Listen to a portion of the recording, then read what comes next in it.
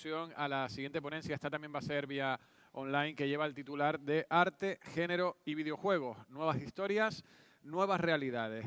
A cargo de Nira Santana Rodríguez. Ella es artista visual, docente e investigadora y experta en arte, género y videojuegos. Bueno, con el titular y un poco la explicación que acabo de avanzar, creo que no es muy difícil darse cuenta de cuál va a ser la temática que vamos a abordar ahora mismo. El papel de las mujeres en la sociedad en general no es ningún secreto, tampoco necesita ser reevaluado y analizado al detalle y compensado. Esa necesidad no escapa a ningún ámbito, tampoco al mundo de los videojuegos, tradicionalmente, por desgracia, plagado y más que plagado de desajuste. Pero no solo nos referimos al retrato, que no es poco, que de ella se ha hecho en los videojuegos desde su aparición. Es imprescindible abordar el plano formativo y profesional, y a eso eminentemente es lo que nos vamos a referir en la siguiente ponencia, al mismo nivel que el de la representación también de las mismas en el contenido visual y narrativo de un videojuego. Nira Santana es máster en estudios feministas, políticas de igualdad y violencia de género, y ha centrado prácticamente muchas de sus investigaciones en la situación de las mujeres dentro de la industria cultural. Viene a aportar algo de luz sobre este asunto. Por ejemplo, vamos a darles algunas pinceladas de lo que ha sido capaz de hacer Nira Santana con anterioridad para que se hagan una idea de la envergadura, del volumen de su trabajo. Su video performance, Where is Your Limit?, que analiza la violencia de género, fue presentada en la Feria de Arte Contemporánea Art París y en 2018 recibió el premio Simone de Beauvoir, otorgado por la Red Feminista de Gran Canaria, así como el premio Cátedra Telefónica de la Universidad de Las Palmas de Gran Canaria al mejor videojuego por El Camión de Kioni. Damos la bienvenida a Nira Santana. Muy buenas tardes. Buenas tardes, muchísimas gracias. Y bueno, como comentaba Carlos, mi presentación pues, va a abordar el carácter poliédrico de los videojuegos. Y antes de comenzar, me gustaría reseñar una experiencia que he tenido recientemente y que la verdad es que, a pesar de tener un montón de datos como investigadora, la realidad es, todavía me sigue impactando, ¿no? Aunque siempre barajo mis hipótesis y son hipótesis que a priori atisban un resultado no muy positivo. Lo cierto es que estas cosas todavía me siguen sorprendiendo, y es que recientemente, voy a compartir mi presentación, he tenido la oportunidad de trabajar en un proyecto del Instituto de las Mujeres del Ministerio de Igualdad. Y este programa, el programa Diana, trabaja pues en diferentes centros educativos de educación primaria y secundaria de España, y he podido ver pues en apenas 2 semanas pues unos 200 niños y niñas y también adolescentes en estos centros, ¿no?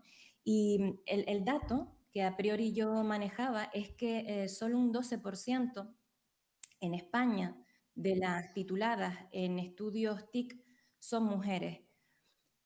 Cuando preguntaba en estos centros educativos si alguna de las niñas, de las adolescentes con las que trabajaba, iban a optar por estudios de carácter tecnológico, mi sorpresa fue que de 200 personas, solamente una niña me manifestó su intención de optar por este tipo de estudios, ¿no? Algo que francamente me sorprendió y que me devuelve pues, a una realidad que evidentemente pues, tenemos que sumar esfuerzos para cambiar.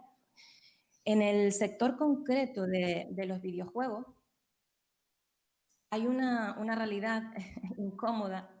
Voy a ver si me deja iniciar la presentación. Y es que, bueno, el dato en este caso es que en España, según el libro blanco de los videojuegos, las mujeres en el sector del desarrollo de la creación de videojuegos solamente somos un 18,5% del total, ¿no?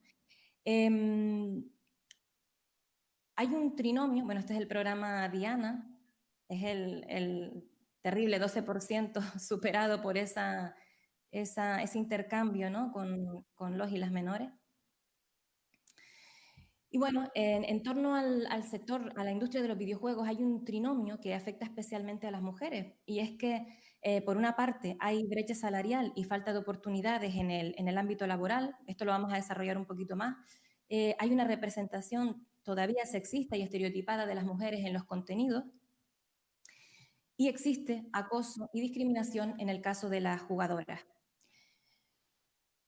El libro blanco de los videojuegos, como comentaba, han señalado este año 2021 los datos de 2020 y como comentaba, pues somos un 18,5%.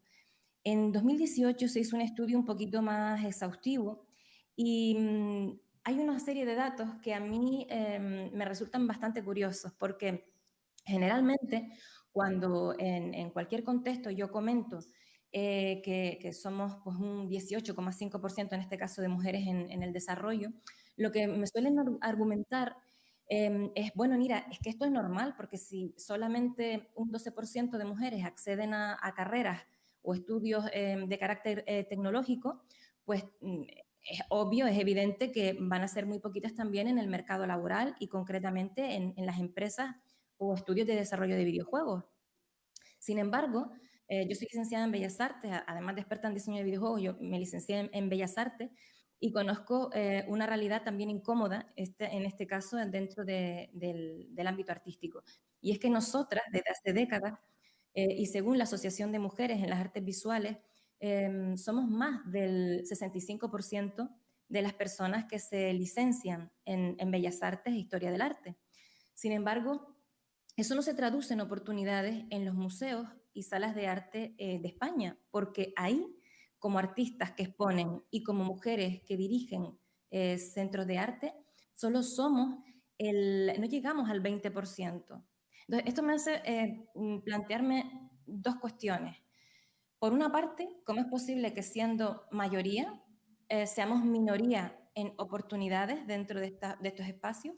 Y también, ¿cómo es posible que si los hombres no llegan al 35% de las personas tituladas en estudios artísticos, luego sean casi el 80% de quienes tienen las oportunidades? Porque ¿de dónde salen? Si no han tenido ni tiempo de formarse, ¿no? O sea, ¿de dónde salen? Esto nadie se lo cuestiona, pero sin embargo es fácil argumentar o relajar nuestra actitud o nuestra responsabilidad de actuar cuando ocurren estas cosas, porque fíjense cómo en estos datos de 2018 del Libro Blanco de los Videojuegos, vemos que en los departamentos de diseño artístico y de animación, las mujeres son el 11 y el 16% en los estudios de desarrollo de videojuegos, porque un videojuego está en gran parte compuesto por arte y por artistas.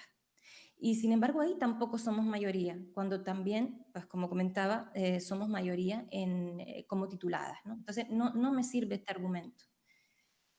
Por otra parte, no solo estar en las empresas, sino es estar bien, porque ya Reino Unido, y de manera coincidental, estudió e investigó a diferentes empresas para comprobar o sea, una sospecha que tenían, y es que las mujeres pues estaban cobrando menos por el mismo trabajo que los hombres. Cuando tocaron a la puerta de Rockstar, una empresa, bueno, a nivel mundial archiconocida y además con superventas como GTA, resulta que descubren que estaban pagando un 64% menos a las mujeres por el mismo trabajo que sus compañeros de equipo. Además, es curioso porque GTA es uno de los juegos más machistas que podemos ver en el mercado, es de los más jugados. Y bueno, entre otras cuestiones, pues nos ofrece un mundo abierto donde pues podemos acudir a un prostíbulo, eh, tener pues sexo explícito con una mujer prostituida, pegarle una paliza, atropellarla y retirarle el dinero que le has pagado previamente. Y me consta, y no porque lo haya investigado que también, sino porque me lo han manifestado, que niños y niñas desde los 4 años juegan a este juego. Entonces, imaginen cuál puede ser el impacto de un juego de este tipo en un menor que ni siquiera ha tenido una triste charla sobre educación afectivo-sexual, ¿no? Entonces, no es casual que cuando tú consumes un producto cultural, en este caso un videojuego machista, quienes estén detrás también lo sean. Porque esto es sencillo de explicar, es como si yo, que dirijo, que diseño videojuegos, si soy antitaurina, lo que jamás se me va a ocurrir entre todas las ideas que puedo tener para crear un videojuego es hacer un videojuego donde la protagonista sea una torera. Es que es absurdo, o sea, no se me va a ocurrir. Si soy una persona igualitaria, desde luego que no se me va a ocurrir crear un videojuego de este tipo, ¿no? Entonces, siempre existe una relación directa entre el producto y quien lo desarrolla o quien toma las decisiones para que la narrativa o incluso la representación de los personajes que conforman ese videojuego pues sea de una manera o de otra, ¿no? Luego, hablando también de no solo estar, sino estar bien, en 2019 esta empresa, la desarrolladora del LOL, que es también un superventas a nivel mundial, ha tenido que, bueno, llegar a un acuerdo, ha querido llegar a un acuerdo con 1000 mujeres de su empresa porque han sido denunciados con suficientes pruebas aplastantes, han sido acusados de discriminación de género en sueldo y ascensos, acoso sexual y represalias contra las mujeres que trabajan en la compañía. Han querido llegar a un acuerdo indemnizándolas con 10 millones de dólares. Imaginen si saben que tienen, vamos, tienen todas las de perder, ¿no? En cuanto a la representación, una de las últimas investigaciones del Gobierno de España ya señalaba que el 90% de los modelos corporales que podemos ver en los videojuegos son hipersexualizados, cosificados, e incluso se activan mecánicas en los pechos, ¿no? Es decir, por ejemplo, yo siempre lo explico de esta manera, y es que, por ejemplo, Messi o Cristiano Ronaldo, en la realidad, cuando mueven su cuerpo en el campo, mueven absolutamente todo, incluso sus partes pudendas, ¿no? Pues lo mismo ocurre con los personajes en el videojuego FIFA. Es decir, todo su cuerpo se mueve, pero hay determinadas partes que no se mueven porque intentamos que el contenido sea más importante que el contenedor y no despiste a quienes juegan. Sin embargo, en el caso de las mujeres sí se activan mecánicas en los pechos. E incluso hay videojuegos donde tú puedes activar los niveles de movimiento del pecho. Luego, este estereotipo, digamos que ya está un poco en desuso, ¿no? Es decir, la princesa que hay que salvar, esa princesa dependiente, ya parece un modelo, pues, como comentaba, pues residual, ¿no?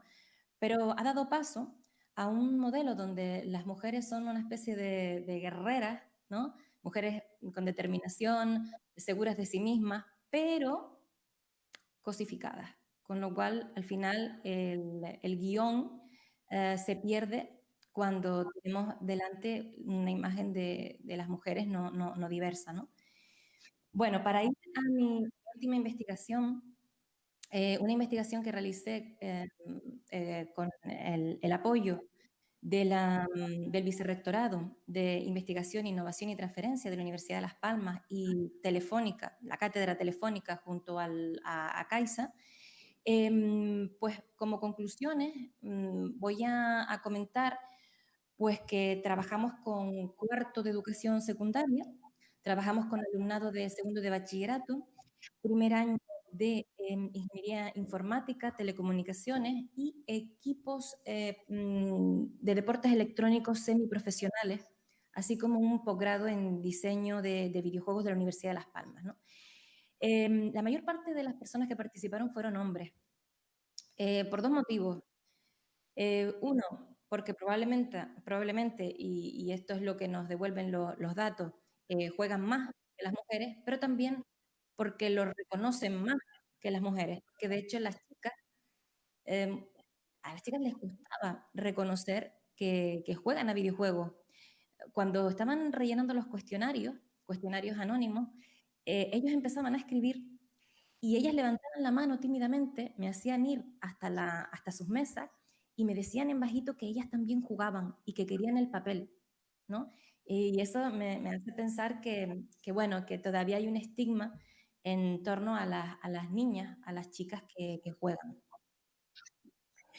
Bueno, la mayor parte de las personas encuestadas tenían entre 14 y 21 años y estas fueron las conclusiones, ¿no? Lo que testimoniaron a través de esos cuestionarios anónimos.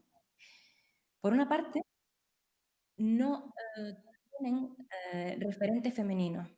Y no tienen referentes femeninos en dos aspectos. Por una parte, referentes femeninos en cuanto al desarrollo de videojuegos, no conocen a mujeres dedicadas a la creación de videojuegos. Y por otra parte, más de la mitad también reconocía no conocer a mujeres que se dedicaran profesionalmente a la competición en deportes electrónicos, ¿no? En el lado, digamos, de las jugadoras. El 73,8% de las mujeres reconocía, el 7 de cada 10 reconocía, afirmaba conocer videojuegos sexistas y casi un 60% de los chicos encuestados. Cuando les preguntábamos, ¿qué consideras como sexista? ¿Qué es, o sea, tú me estás diciendo que has jugado a videojuegos sexistas, pero ¿qué reconoces como tal? ¿Cómo identificas que un videojuego es sexista o no?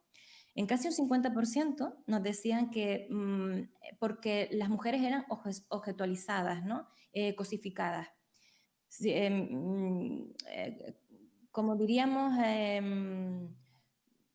llevadas o representadas como cosas, como objetos. ¿Y por qué? Pues porque habían visto escenas de prostitución, hipersexualización y fragmentación del físico, vestimenta que no se correspondía con lo que estaban haciendo ni con el clima. Por ejemplo, había un testimonio que decía, es que, ¿qué sentido tiene una mujer en bikini en el Polo Norte en un juego de peleas? Es que no tiene sentido ni por lo que está haciendo ni por donde está localizada la escena, ¿no? Sonidos con contenido sexual. Luego, en casi un 30% nos hablaban de que habían jugado a videojuegos donde habían visto violencia explícita contra las mujeres a través de escenas de prostitución, sumisión, torturas, violaciones, asesinatos, maltrato o insultos, acoso y manoseo y esclavismo. De hecho, el año pasado, Steam, que es como si dijéramos el Amazon de los videojuegos, publicó en su plataforma para la venta un videojuego que se llama El Día de la Violación. Y como se podrán imaginar, pues es un videojuego donde el objetivo es violar a las mujeres. Y esto pasó todos los filtros de la plataforma.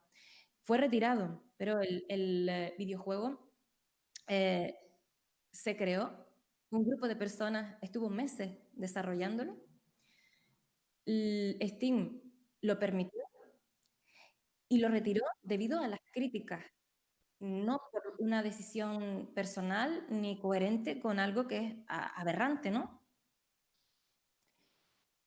Por otra parte, un 7% hablaba de que consideraban que un videojuego es sexista cuando hay una ausencia total de mujeres en el propio juego. Y en un 3% identifica como sexista la referencia a la figura recurrente de la mujer salvada o dependiente, ¿no? Que, como comentaba antes, es una imagen más residual ya dentro del sector.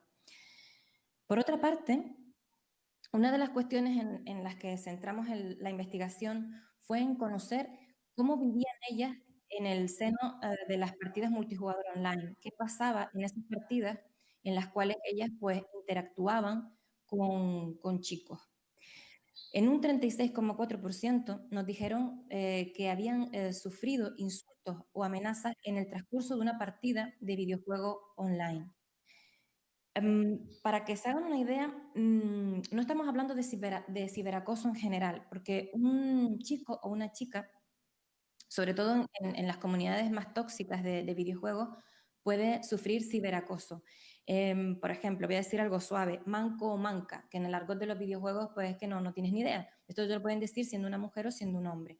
Pero estamos hablando de que al ciberacoso que ya sufre cualquier persona que juega en este tipo de plataformas, se le suma un acoso por razón de género, ¿vale? Por ser mujeres, que tienen unas características muy determinadas y que no tiene nada que ver con los insultos de carácter general, ¿no? ¿Qué nos manifestaban? Pues bueno, pues estas son las palabras, es el insulto por excelencia, vete a fregar, cocinar o limpiar. Y bueno, testimonios del tipo, pues aprende a jugar, mujer, vete a limpiar. Esto es lo que escribían ellas en estos cuestionarios. La verdad es que Octavio Díaz, que fue el sociólogo con el que realicé la investigación, y yo, Sí, es verdad que manejamos unas hipótesis, ¿no? Como comentaba al principio, pero es que la realidad es que es demoledora. Nosotros cuando estábamos leyendo esto es que mm, nos lo creíamos porque lo estábamos leyendo, pero es que parece algo anacrónico, ¿no? ¿Cómo se nota que eres chica? Eres mujer, se te da fatal. Marimacho, novata, vete a fregar. Mujer tenías que ser. Vete a hacer cosas de chicas. Una mujer jugando. Vete a la cocina a fregar, es lo único para lo que vales. Este no es tu lugar. Ante esto, las estrategias que muchas chicas utilizan son pues silenciar el micrófono para que no sepan que a través de su voz que son mujeres, que son chicas. Un 17,5 utiliza un nombre de usuario ambiguo o masculino, y otras incluso utilizan moduladores de voz para que su voz parezca masculina. El 34% de los chicos testimoniaron que habían presenciado este tipo de insultos y acoso por razón de género en estas partidas. Y la manera que tenían ellos de afrontarlo, en un 43,6, era recriminar dichos insultos al jugador. El 29,1 no ha intervenido, manifiesta que no han intervenido ante este tipo de situaciones, y el 10,9 se ha reído de tales insultos. Importante es que el 92,5% y el 71% de los chicos señalaron la necesidad de eliminar insultos, amenazas, acoso y discriminación en el mundo de los videojuegos.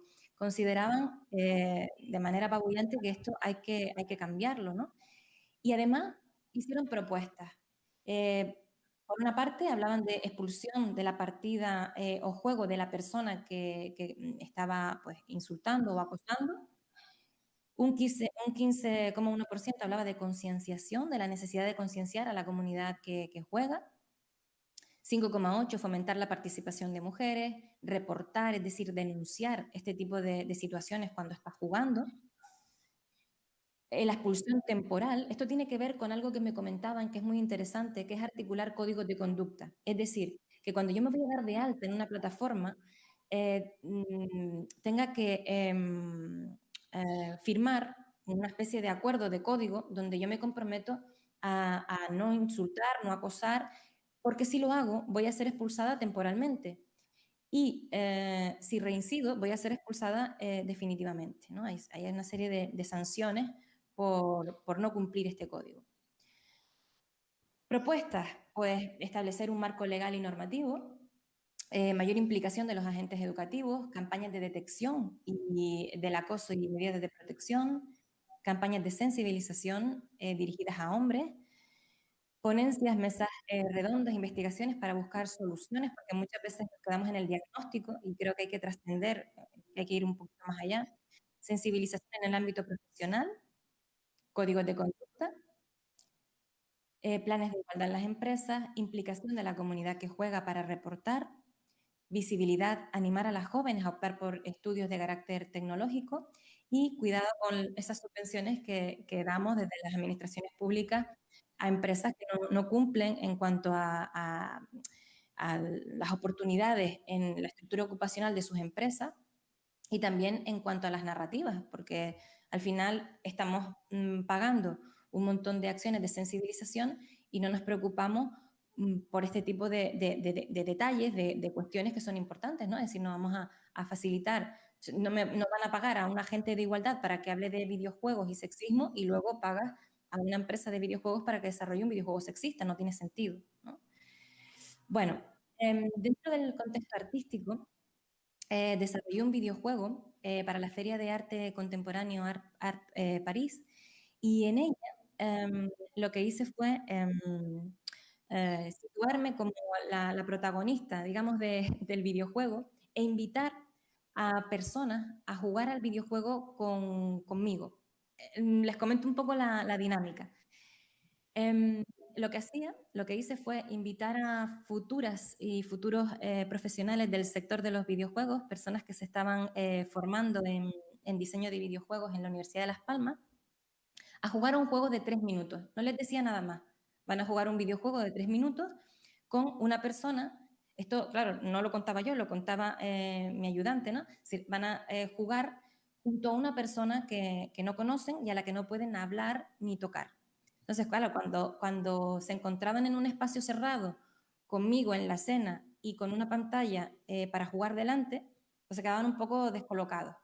Comenzaban a jugar y al finalizar un pasillo, veían que el personaje que estaba en el videojuego era exactamente igual que yo, estaba vestido igual que yo, entonces, claro, se quedaban un poco como descolocados, ¿no? Me miraban y no sabían qué estaba pasando. Comenzaban a jugar y se les daba la opción de escoger entre dos objetos de daño, dos objetos para acariciar al personaje, una pluma y un pintalabios para dibujar en el cuerpo, y un algodón y apósitos, tiritas para poder curar, porque tú te encontrabas el videojuego como lo había dejado la persona que había jugado antes que tú, es decir, si la persona que había jugado antes que tú, pues había cuchillado al personaje, le había dado con el látigo, ibas a encontrar eso. Entonces tú decidías si seguir haciendo daño o si curar al personaje. Tenías 3 minutos. Curioso que en el juego las chicas utilizaron todos los elementos, incluso los de daño, pero cuando se daban cuenta de que hacía daño, dejaban de utilizarlo, ¿no? Porque la verdad que sonaba muy fuerte en el espacio, el personaje se quedaba bastante malherido, ¿no? Y entonces, pues, se violentaban y lo dejaban sobre la marcha. Pero los hombres que jugaron a este videojuego en Gran Canaria y en la Feria de Arte Contemporáneo de París, que vinieron muchísimos hombres adultos de diferentes nacionalidades y vamos, de todo el mundo, em, tampoco utilizaron el cuchillo y el látigo. Cuando yo pregunté en Gran Canaria por qué no habían utilizado los objetos de daño una vez que terminó la acción, lo que me dijeron fue que les resultaba, aunque habían jugado y jugaban a videojuegos sexistas, em, les resultaba muy violento hacer eso en mi presencia, porque les devolvía, les conectaba con la realidad. De hecho, para terminar, un niño se nos coló en la Feria de Arte Contemporáneo teníamos este espacio y un niño se coló, se sentó a jugar. Entonces, ¿qué ocurre? Que esto no es un juego para menores. Y la galerista que estaba en ese momento allí, yo no estaba, le dijo que no podía jugar.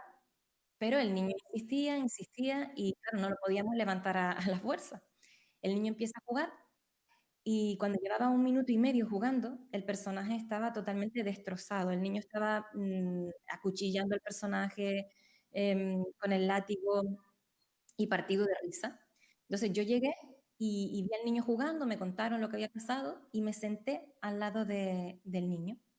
Entonces, después de este 1 minuto y medio, el niño me mira, se queda como si hubiera visto al mismo demonio, se quita los cascos y el niño estaba desencajado, o sea, el niño estaba descompuesto hasta tal punto que nos preocupamos porque pensamos que le iba a dar algo al niño, vamos. Y entonces le tratamos de decir que no pasaba nada, que yo no estaba enfadada. Y me acuerdo que le preguntamos que si no hubiera hecho eso al personaje sabiendo que yo era real. Y el niño decía, no, no, no, no, pero es que el niño se iba, o sea, hacia atrás, pero hecho polvo, porque había conectado con la realidad. Yo creo que en este momento, si queremos aportar un valor a la tecnología y a todo lo que estamos creando en el plano digital, es importante conectar con la realidad. Porque es verdad que la realidad nos inspira para crear historias, pero es verdad también que esas historias que contienen los productos culturales, cualquiera que sea, y en este caso el videojuego, también está creando realidades. Y yo siempre pongo un ejemplo muy bestia, y siento ponerlo porque creo que es el que mejor nos puede hacer ver esto. Y es que si yo organizo una fiesta e invito a amistades y a sus hijos e hijas, y yo estoy jugando a un videojuego entre todas las cosas que tenemos en esa fiesta, una barbacoa, lo que sea, estoy jugando con mi consola a un videojuego donde abuso sexualmente de menores, las personas que están en esa fiesta van a salir de mi fiesta horrorizados porque van a pensar que yo soy pederasta o pedófila en mi vida real. No van a saber desconectar la realidad de la ficción e incluso van a ver la manera de poder denunciarme. Y por supuesto no van a dejar que sus hijos e hijas estén conmigo, pero en la vida, ¿vale? Entonces, si esta conexión nos es tan fácil de establecer, ¿por qué no pensamos y debatimos sobre otras cuestiones que también requieren de que nos paremos y veamos que la realidad en este momento de España y del mundo en relación a la violencia de género es lo suficientemente grave como para que se convierta en un juego? Creo que en ese sentido nos hace falta mucho debate dentro del sector. A mí me consta que hay muchísimos estudios que son igualitarios, que están haciendo las cosas bien, pero también me consta que en la parte más comercial las cosas deben todavía cambiar. Así que bueno, sin más, no sé si da tiempo de hacerme alguna pregunta y dejo de compartir pantalla. A ver. Bueno, planteabas antes que la cuestión de la damisela en apuros, que tantas veces pues, hemos visto a lo largo de la historia de los videojuegos, ya está, digamos, reflejándose de forma cada vez más residual. Pero ¿ves otros aspectos similares que sí se perpetúen todavía y que todavía estén en vigor dentro del panorama actual de los videojuegos y que se deba trabajar, por supuesto, para erradicarlos? Sí, a ver, sobre todo la mujer como complemento, ¿no? del hombre, la mujer hipersexualizada y eh, eh, realmente son imágenes que siguen estando en los videojuegos, pero no solo en los videojuegos, en cualquier, vamos, en todos los productos culturales. Lo que pasa es que a mí sí que me da miedo porque cuando hablo de esto muchas veces me dicen, no, pero es que, pero hay una superheroína que se llama no sé quién y hay un videojuego que tiene a no sé quién bueno, que salva al mundo y que para arriba y que para abajo, ¿no? Y luego cuando yo veo la portada del videojuego, pues digo, pues 4 pasos para detrás, porque es que el personaje está totalmente hipersexualizado, entonces no nos vale. Porque por una parte el contenido narrativo está diciendo una cosa, pero lo que yo estoy viendo es otra. Entonces no hay diversidad en cuanto a los modelos corporales. Y esto es algo que todavía no nos quitamos de encima. Y lo peor de todo es que está anestesiando a parte del sector porque piensan que ya está todo logrado porque hay mujeres guerreras. Mujeres guerreras en bikini en el Polo Norte, pero mujeres guerreras, ¿no? Entonces, cuidado, porque a veces también yo creo que dentro de los estudios hay una serie de inercias mm, que hacen que inconscientemente se den este tipo de cuestiones, ¿no? Y es muy importante la formación y la sensibilización para que se den cuenta, porque probablemente creen que lo están haciendo bien. No es una cuestión deliberada en muchos casos, y que es lo peor, lo peor y lo mejor, porque puede cambiarse, pero sí que es verdad que en ocasiones esto despista y bastante a quien consume y a quien desarrolla.